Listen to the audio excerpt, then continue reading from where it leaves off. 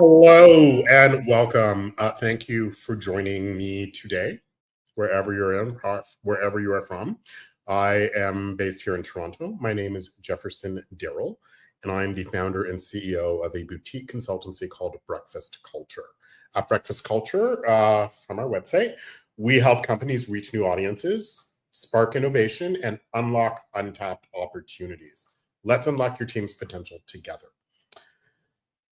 Our website, as you can see below, www.breakfastculture.ca. So in our time today, I'm hoping to take maybe about 8 to 10 minutes. I just want to share a little bit about why I started this company, what we do at Breakfast Culture, and how we actually help to affect change in organizations and also drive revenue. So I'm going to go back about, oh gosh, we're in 2025 now, so I'm talking about 2007, maybe 2008, so quite a few years ago. My background is public relations, marketing communications. My first degree is in applied science and chemical engineering. And at about the mid-range of my PR career, I hit a glass ceiling where I didn't see people who looked like me in the C-suite, in the PR industry, in the PR spaces here in Toronto, and frankly, right across North America. I was looking to move into a more senior level role, and I'd started, just as we all do, informational interviews, meeting with different CEOs. Apologies for that. I thought my phone was off. Anyways, what I was saying, let me start again. I started doing informational interviews, meeting with different CEOs, different VPs, and heads of other PR agencies. And I met with an incredible CEO named Lisa Kimmel. She was appointed CEO and president for Edelman here in Canada, and she was one of the first women to actually hold that position in a large multinational PR firm.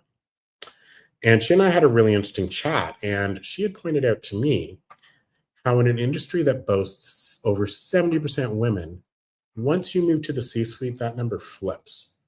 And suddenly, all the people who are in charge are 70% men. Statistically speaking alone, that doesn't make any sense. Now, for my own journey, when I was looking through issues of, frankly, racial discrimination, specifically anti-Black racism, as well as some issues of homophobia, I hadn't really thought about the misogyny or the patriarchy. And so that was a huge eye-opener for me, and that was an epiphany for me. So I didn't recognize that, and she really, pointed that out to me. And I remember saying to her, so Lisa, what did you do to get to where you are today? Like, how did you, overcome, let's be realistic, the sexism in the industry? And she said, well, I went and I looked for other mentors and sponsors who looked like me. And I thought, wow, what a great idea. Why didn't I consider that?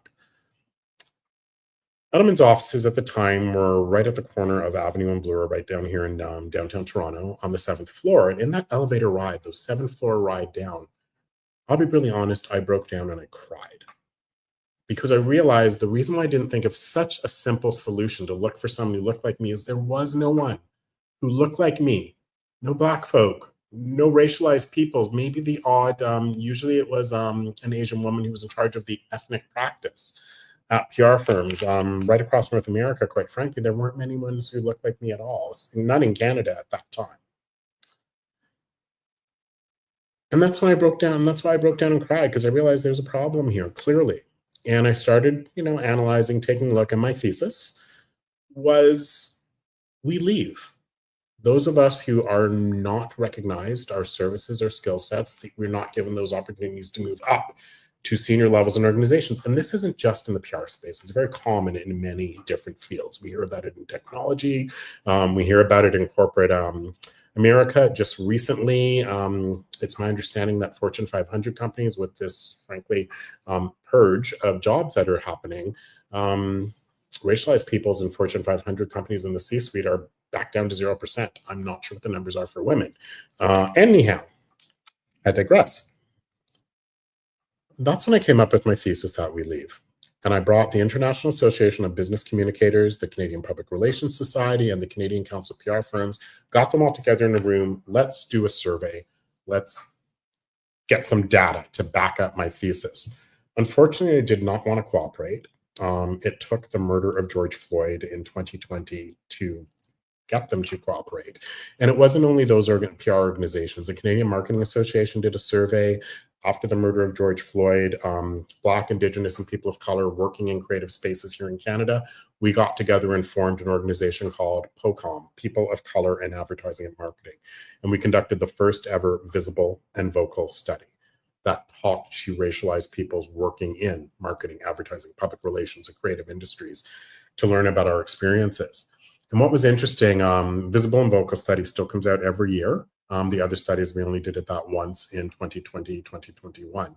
What was interesting, though, is all three studies had a similar result around that 10 to 12-year mark.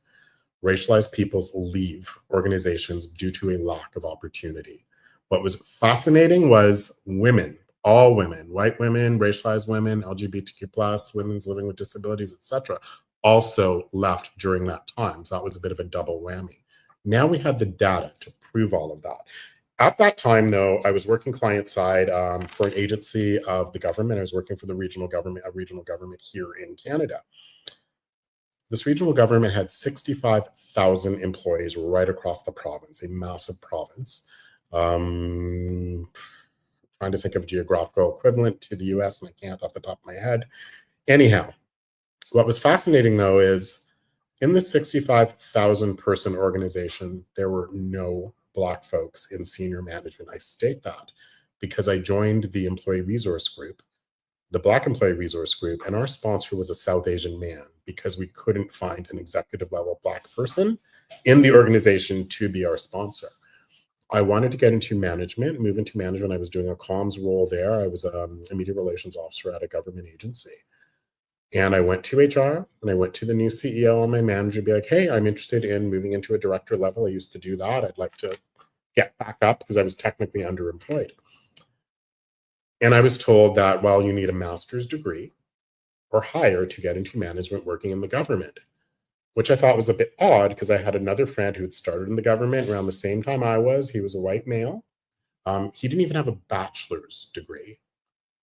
And he was being trained and coached as a director of communications role in the government. So I thought, well, that's odd. How come he doesn't need one, but I do? A new CEO was coming in, and I'm very much a try to be positive person in terms of here's a problem, let's try and fix it. So I went to the HR director and the new CEO and I said, hey, you know what? There appear to be issues of anti-Black racism.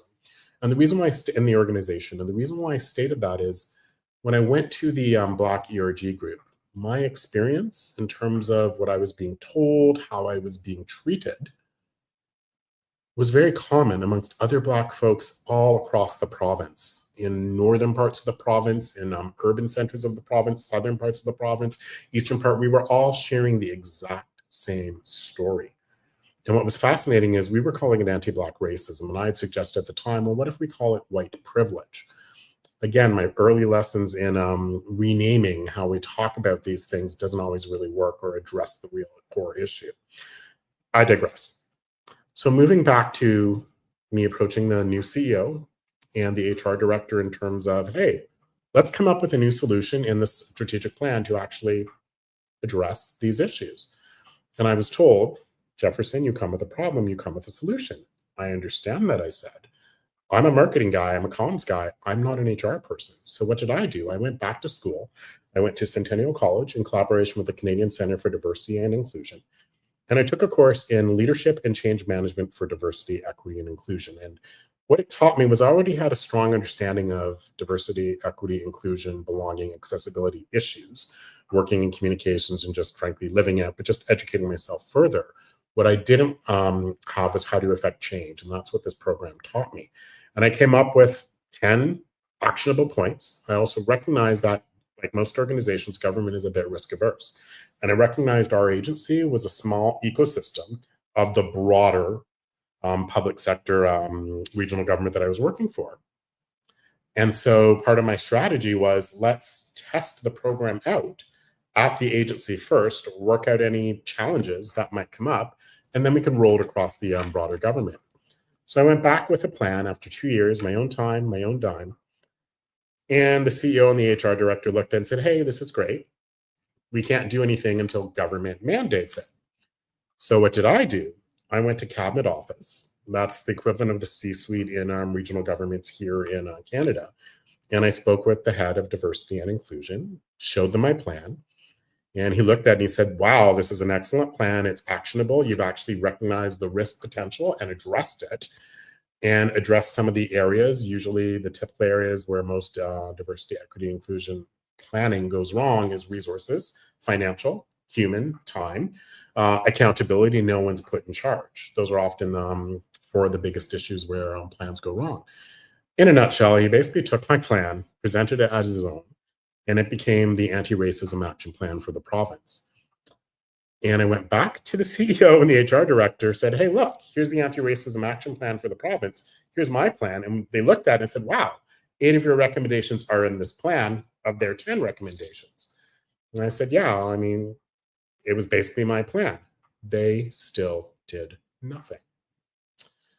So as I like to say, I took my lemons and I made myself a French 75. You'll find a recipe at breakfastculture.ca under the resource section. And I use that as the basis for the work that we do at Breakfast Culture. We have an incredible, we call it a human capital workplace and culture assessment tool, where we actually measure the issues of inclusion, diversity, belonging within your organization. So we use quantitative data and we use qualitative insights to actually get a sense of who belongs and who has a sense of belonging and who doesn't within your organization, beyond things like cosmetic diversity. By that, I mean the typical male, female, black, white, gay, straight, for example. We look at things like left brain logic people, right brain creative people, your introverts versus your extroverts. Do you have an organization, say a tech company, where all you hire engineers from one specific school versus, hey, let's look at people in, the social sciences. Anyhow, ultimately what we like to do is take a look at, we call it human equity. We subscribe to Trevor Wilson's work around human equity, where we end up looking at the individual and what that person brings to the organization. Let us help unlock your team's potential together. Please visit breakfastculture.ca to learn more. Thank you so much for your time today. My name is Jefferson Darrell. I'm the founder and CEO of Breakfast Culture. Let's break some eggs.